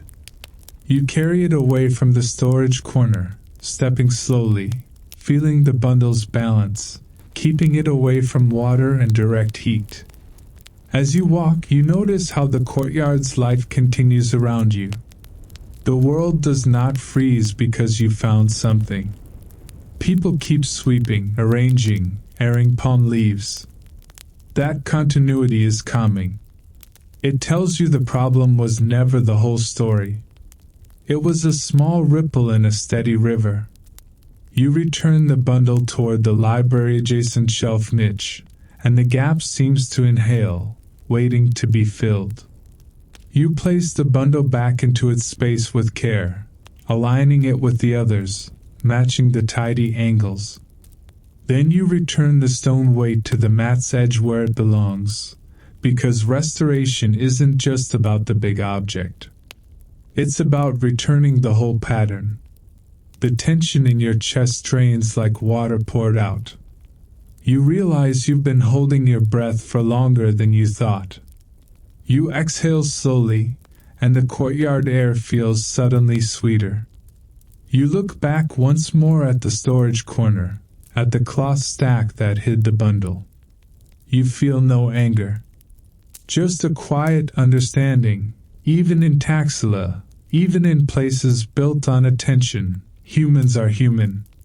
Hands get distracted. Tasks overlap. A bundle is placed, just for a moment, and then time keeps moving. And maybe that's the gentlest lesson of all. Calm isn't the absence of mistakes. Calm is what you do after the mistake, how you recover, how you restore, how you return the world to order without punishing yourself for being alive. You set the manuscript bundle back into its niche and feel the courtyard loosen around you, as if the shelves themselves are relieved to have their pattern restored. The stone weight returns to its post. The palm leaf strips lie aligned again. Your pulse, at last, stops acting like it has somewhere urgent to be. For a little while, everything resumes its ordinary holiness. Water poured carefully, cloth folded neatly, reed mats smoothed flat. You almost let yourself believe you've earned a calm reward. Taxila, naturally, doesn't do rewards. It does weather. The first sign is the light. It turns flat, as if the sun has been draped in thin cloth. Shadows blur. Colors mute. The stupa hills above the roofs take on that distant, water-heavy look, like they're stepping back to make room for what's coming. Then the wind arrives in a low sweep, lifting a mat corner, nudging a hanging cloth, making lamp flames tremble inside their clay bodies. The air smells sharper, less dust, more iron and stone. Your modern brain tries to turn it into a crisis. Another thing, it mutters. You drift toward the threshold where the carved lions sit, because you've started doing that whenever you need steadiness, like touching a wall to confirm the room is still there. The lions watch the lane with the same awake patience, and faint streaks of darker stone appear along their flanks where moisture gathers. They don't flinch. They hold the boundary while the sky decides what it wants. A low rumble rolls across the valley, more throat-clearing than thunder. Your body offers you its old reflex: tight chest, quick breath, the urge to rush and control. You catch it. You inhale slowly, tasting metallic air, and exhale until your shoulders drop. The first raindrops land like soft taps on stone. 1, 2, then a scatter, like careful fingers sprinkling water. Dust darkens in tiny dots. The courtyard stones turn speckled, then gradually deepen as damp spreads. The smell rises, dry earth meeting water, sharp, clean, strangely comforting, like the world being rinsed. The rain thickens into a steady sheet. Wind pushes it sideways, and the courtyard edges get wet first.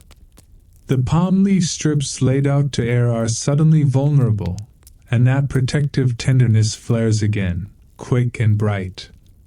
Knowledge does not love water. Without drama, the courtyard's rhythm shifts. Cloths become covers. Mats become shields. Bundles are lifted and carried inward, supported from underneath so the leaves don't bend. Oil lamps are moved away from doorways, flames guarded from gusts. The place responds the way it always responds, with practiced care, not panic. You move with that care now too. You lift a stack of palm leaves that are still dry at the center, and carry them into the corridor where the air stays cool and controlled. The bundle is light, but you hold it as if it's heavy with meaning, because it is. You set it down on a mat inside, away from moisture, and the simple usefulness of the act steadies you. Outside, rain drums on clay and stone. The stupa hills vanish behind a gray curtain, their domes reduced to pale outlines. The world becomes smaller, courtyard, corridor, your breath, the sound of water sliding down walls and thin, persistent lines. A stronger gust slips through the entrance and makes a lamp flame jump. For a heartbeat you expected to die. Instead it shrinks, steadies, and returns to its patient glow. You watch it and feel your own nervous system copy the same move, contract, then recover, without collapsing. You glance toward the lion gate again. The lions are soaked now. Water runs down their manes in narrow streams, pooling briefly at the paws before spilling onto the path. Their stone faces look darker under the wet, the main patterns turning into channels that guide rain like a map. The lions endure the storm the way they endure everything, by staying. Your mind tries to narrate them into a grand metaphor. Look, resilience. Look, strength. But the lions don't need your commentary. Their message is simpler. Hold your post. Let the weather pass through the world. Don't abandon the threshold just because the sky is loud. You settle near the corridor opening and watch the courtyard through the rain haze. Stones gleam. Water threads along tiny grooves, finding its route without complaint. Another rumble rolls across the valley, deeper this time, but it doesn't rattle you the way it would have yesterday. You're learning that alert doesn't have to mean terrified. You can respect a storm without treating it like a catastrophe. The rain begins to thin, turning back into separate drops. The air shifts, cleaner, cooler, rinsed. Gray light brightens. The stupa hills reappear in pieces, like shapes returning from fog. You step back toward the entrance. The lions drip steadily. Water falls from their paws in slow beats, a tiny percussion that is oddly soothing. You stand between them and the courtyard and listen to the last drops tap the stones. The storm has tested the place, and the place has answered with quiet competence. You feel your own mind answering the same way, steadying, adapting, returning to calm without pretending nothing happened. And somewhere in your chest, a small lamp flame keeps burning, sheltered by stone, warmed by patience, bright enough to see by in any weather. After the storm, the world feels newly textured, as if rain has carved sharper edges into everything you can see. The courtyard stones are darker, slick with a thin sheen that catches light like polished clay. The air smells clean, wet earth, damp fiber, a faint trace of oil from lamps that stayed lit through the gusts. Even your skin feels different, cooled and rinsed, like the day has been restarted without asking your permission. Taxila doesn't celebrate surviving a storm. It simply begins repairing, the way it begins learning, the way it begins a morning, quietly, in small acts that add up to stability. Water is the first enemy to be negotiated. Not fought. Guided. You watch as channels are cleared, small debris lifted away so runoff can flow where it's meant to go. A broom sweeps wet leaves off a path, not in angry strokes, but in measured arcs. A cloth presses against the threshold to soak up pooled water, then is wrung out and folded again. The process is steady enough to feel like a lullaby. You move toward the corridor where the manuscripts were sheltered. Inside, the air is cooler and drier, and the palm leaf bundles rest on mats like tired travelers, grateful to be out of the rain. You check them with your eyes first, then with the gentlest touch on the cord ties, confirming they're still aligned, still intact. No swelling. No warping. No damp softness that would make the leaf edges curl. Relief lands in you again, soft and warm, and you notice how quickly your mind wants to cling to it, to make it proof that everything will always be fine. But Taxila teaches a subtler truth. Safety isn't guaranteed, it's maintained. So you help maintain it.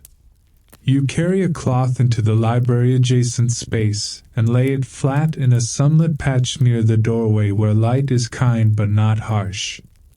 You place a few loose palm leaf strips on it, only the ones that might have caught a hint of humidity, spacing them so air can move between them. You don't stack them yet. You let them breathe. You let time do its quiet work. Outside, the stupa hills shine faintly under a sky that has been scrubbed clean. Their domes catch the returning sun, and for a moment the landscape looks almost tender. Rain-washed stone, brighter greens on scrub and leaves, a valley that feels lighter, as if the storm carried away more than dust. The carved lions at the gate are still dripping. Water runs down their manes in slow, persistent threads, and you notice how the wet makes their carved patterns more visible, the grooves darkened, the geometry emphasized. They look newly carved, newly awake, as if the rain revealed rather than damaged them. You stand near them and listen to droplets fall from their paws in steady ticks, like a calm clock reminding you that repair happens in increments. In the courtyard, small roof lines are checked. A leaf or two is removed from a drainage edge. A loose reed mat corner is tightened. A clay pot is moved slightly away from a spot where water tends to gather. These adjustments aren't dramatic, but they're the difference between calm and chaos when the next storm arrives. The place treats prevention like respect, not paranoia. You notice your own body copying that attitude again. You roll your shoulders, easing the stiffness from yesterday's climb and last night's sleep. You drink water slowly, as if hydration is a ritual rather than an afterthought. You sit for a moment in the sun patch and let warmth sink into your forearms. These are tiny repairs too, your muscles, your breath, your nervous system. A few wet footprints mark the stone near the basin, and you watch as they dry gradually, the dark patches shrinking into lighter stone. The drying is so slow it's almost invisible. And yet it's happening. Your mind latches onto that. Healing isn't always felt in the moment. Sometimes it's just a process that continues while you're not paying attention. You return to the manuscripts and check the ones you laid out. The leaf surfaces feel firmer now, the edges crisp. You lift them carefully and align them, returning them to their bundle. You tighten the cord tie just enough to hold without crushing. Your fingers move with more confidence now, less awkwardness. You're learning the craft of care the way you learn the stupa path, by repeating it until it becomes natural. The lamp flames in the courtyard are fewer now. Daylight has made most of them unnecessary. Still, one lamp remains lit in a shaded corner, a small steady glow kept alive not because it's needed, but because someone decided it should not be extinguished too quickly after the storm. That choice feels symbolic in a way that doesn't annoy you. It feels like a quiet statement. We keep warmth around, even when the sky is clearing. You sit near that lamp for a moment and watch the flame. It doesn't flare anymore. It doesn't fight. It simply burns. And your breath mirrors it, steady, patient, present. In the afternoon, the market lanes begin to hum again, but softer, rinsed. The scent of spices returns, cleaner now in the washed air. Cloths hang to dry. Pottery stands glisten briefly before dust returns as a fine film. Life resumes without insisting it never paused. And you realize the storm wasn't an interruption. It was part of the lesson. Taxila showed you how quickly calm can be tested, and then it showed you how calm can be rebuilt without spectacle. Not by pretending storms don't happen, by responding with care that is practiced, communal, and quietly confident. You walk one slow circuit of the courtyard, noticing the small repairs, the cleared channel, the tightened mat, the dried stone, the restored bundles. Each one is a stitch. Together, they form the fabric of stability. As you pass the lion gate again, you glance at the dripping paws, now almost dry. The lions remain at their threshold, unchanged in purpose, and you feel the same thing settling into you, the sense that you, too, can endure weather, not by being hard, but by being steady enough to return to yourself after the rain. The day after the storm carries a particular kind of clarity, like the world has been rinsed and now refuses to pretend. Dust will return, of course. The valley will dry, the paths will pale, the air will thicken again with ordinary heat. But for now, Taxila feels freshly revealed, stupa domes bright against the scrubbed sky, stone edges crisp, scents sharper and cleaner. You move through it with the quiet awareness that your time here is thinning, like an oil lamp nearing the end of its wick. You don't announce a farewell. You don't need to. The place itself begins drawing you into a final circuit, as if it knows your body wants to say goodbye through movement rather than speech. You start at the lion gate, because thresholds have become your anchor. The carved stone lions sit as they always have, their manes now mostly dry, their grooves still darkened slightly from the rain. The last droplets cling stubbornly under the paws, then fall with tiny taps onto stone, an echo of yesterday's storm reduced into calm punctuation. You pause between the lions and let your eyes rest on their faces.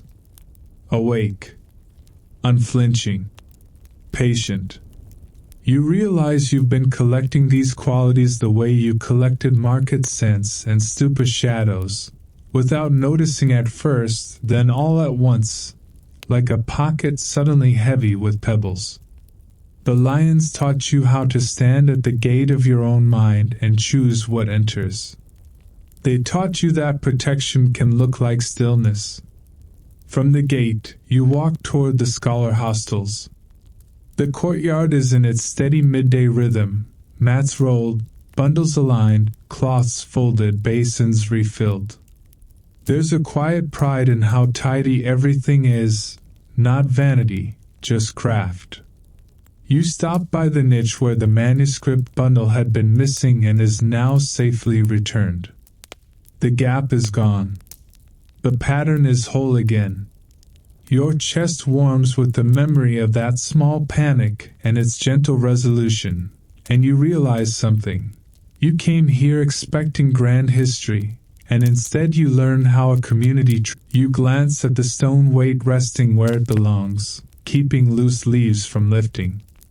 Such a small object, so unglamorous, and yet it has become a symbol for you. In your life, you've been trying to hold everything down with sheer tension, white-knuckled control.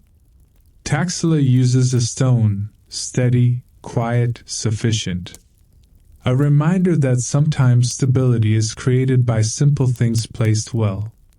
You move along the corridor where the library spaces sit cooler and darker. The scent here is familiar now, palm fiber, dust, oil. The shelves hold their bundles like patient lungs holding breath. You pause near the writing tools, the stylus, the cloth, the small containers, and you imagine the long chain of hands that have used them, careful, repetitive, unhurried. Your mind tries to romanticize it into some heroic ideal, but the room corrects you with its plainness. No heroics. Just practice. You step back into the light and let your gaze drift upward toward the stupa hills. The path calls you again, not because you need to conquer it, but because you want one last moment in that rounded shadow, one last circle around a dome that refuses to be rushed.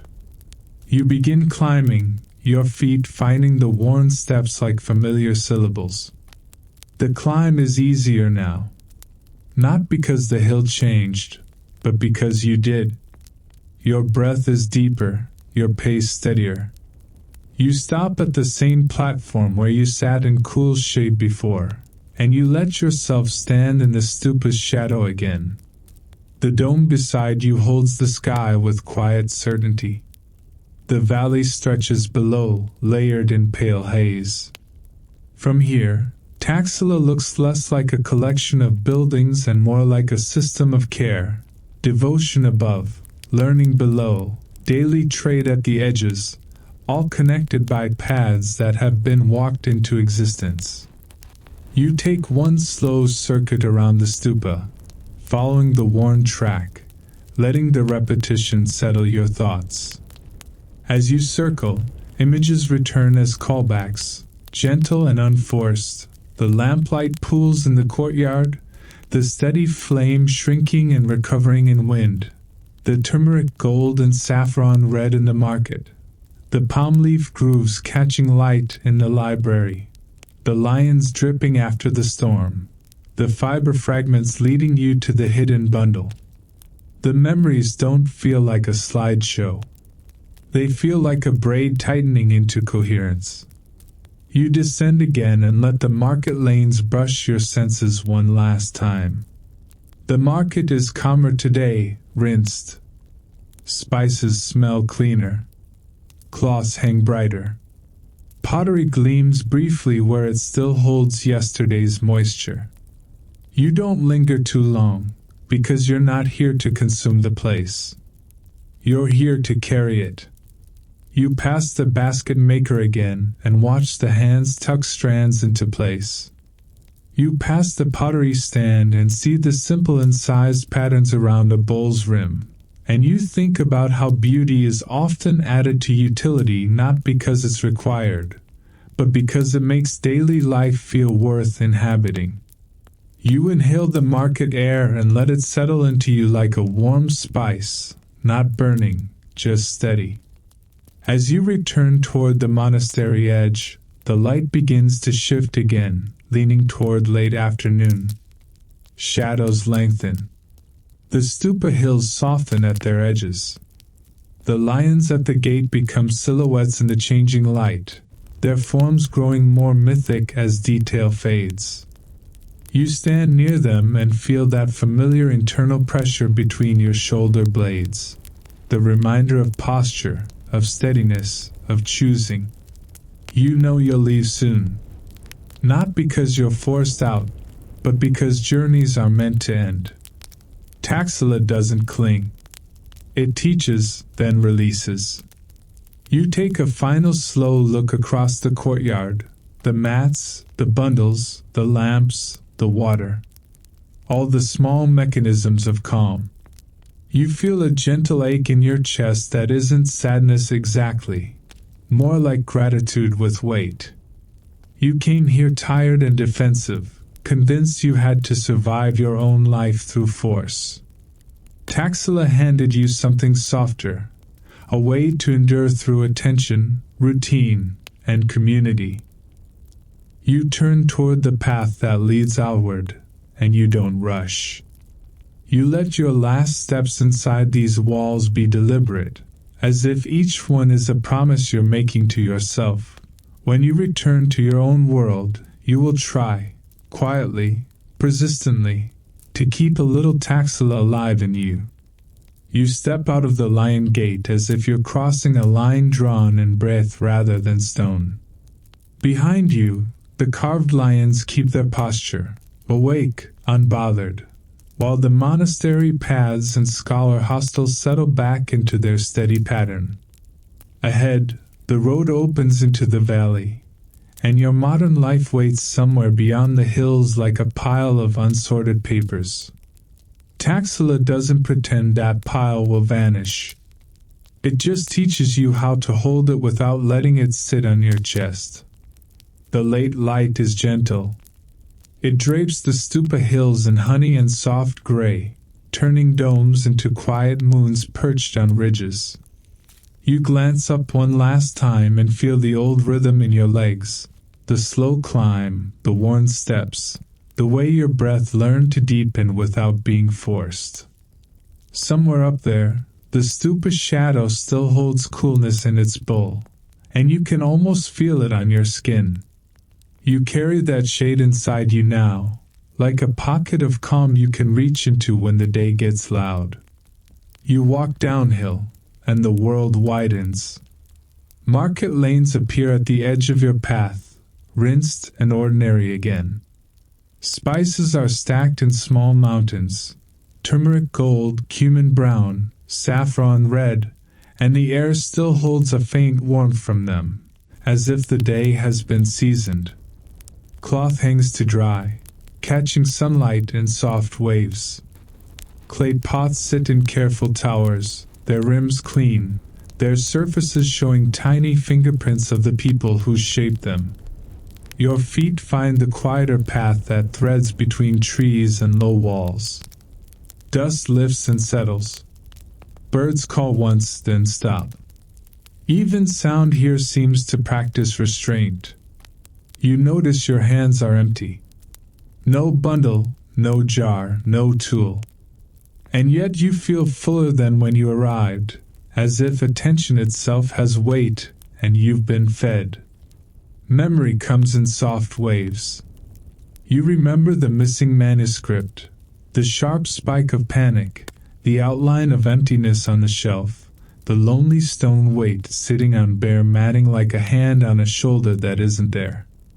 You remember how your mind tried to write a disaster, and how you learned to trace the ordinary instead, dust patterns, fiber fragments, a cloth stack that looked just slightly wrong. The solution wasn't dramatic. It was careful. It was a return to order without a hunger for blame. That competence, patient, unshowy, feels like a gift you can take home. Then the storm returns in your mind, not as fear, but as proof. The sky flattened, the wind lifted a matte corner, lamp flames trembled, rain rinsed the courtyard into a darker shine. And still, the lions endured, water threading down their manes, droplets ticking from their paws, while the community shifted into sheltering mode like a practiced breath. You learned something essential there. Calm isn't the absence of weather. Calm is what you build while the weather passes through. As you approach the outer road, the air changes. It's warmer, more exposed, less scented with oil and palm fiber, more open to whatever the day wants to throw at you. Your chest tightens a fraction, as if your body fears losing the shelter of routine. You let the feeling exist without obeying it. You've learned here that sensations can arrive without becoming commands. At a bend, you pause and look back. The stupa hills rise over rooftops. The monastery walls hold their quiet. The lion gate is too far to see clearly now, but you can feel it anyway. The threshold you crossed, the stillness that watched you enter, the stillness that watched you leave. You picture lamps being cleaned and returned to niches. You picture palm leaf bundles aligned and tied, edges crisp, safe from moisture. You picture reed mats rolled with deliberate hands. You picture the library light filtered through narrow openings, and the palm leaf grooves catching it like tiny rivers. You turn forward again. The road is just a road, stone and dust, sun and shadow. The same materials as before. The difference is the way you carry them. Your steps are slower, not because you're hesitant, but because you've learned that speed is not proof of worth. Your breath is deeper, not because you're performing calm, but because your body remembers it like a tune you can hum under your day. And you make small promises, quiet, realistic ones, the only kind that survive. You will place your own stone weight on the things that tend to blow away. A 5-minute pause before you answer. A single task finished before the next one begins. A little clearing of clutter so your mind can rest on something clean. You will keep one lamp-like circle of evening that belongs to rest and not to endless scrolling. You will guard your attention the way the lions guard thresholds, present, steady, not easily bribed by urgency. The valley opens wider, and the last of Taxila's incense thins behind you. You feel the gentle ache of leaving, that tender weight of gratitude. It doesn't ask you to cling. It asks you to remember. So you keep walking, And with each step, the place becomes less a destination and more a practice. Stupa hills in your breathing, scholar hostels in your routines, carved stone lions in your boundaries. You don't need to stay in Taxila to carry Taxila. You simply need to return to yourself, again and again, the way the courtyard returned to order after rain, quietly, patiently, without spectacle. The road keeps carrying you, but your mind doesn't have to run ahead of your feet anymore. You let the air move in and out slowly, as if each breath is a small lantern you can hold close. Somewhere behind you, stupa hills keep their rounded silhouettes, and somewhere behind that, the hostel courtyard keeps its tidy patience. Mats smoothed, jars aligned, palm leaves resting flat, the stone weight set down with quiet certainty. The day does not demand you hurry. It only asks that you arrive, one gentle step at a time. Your eyelids soften, and your thoughts spread out like ink in still water. You don't need to grip any of it. You can let the images drift, soft and warm, like cloth drying in sun after rain. Turmeric gold fades into gentle amber. Saffron red becomes a low ember. The lions at the threshold remain, not as a warning, but as a calm presence you can borrow whenever you feel scattered. You picture the library light filtering through narrow openings, turning carved grooves into tiny rivers, and you remember the lamp flame shrinking, then steadying, without collapsing. Your shoulders loosen, and your jaw unclenches, as if your body finally believes it is allowed to rest. If your thoughts try to crowd in, you don't fight them. You notice them, the way you notice dust lifting and settling on a path, and you let them pass through without leaving scratches. Your body grows heavier in the comforting way, as if the night is folding you into a mat and smoothing the edges. The valley light dims into something velvety.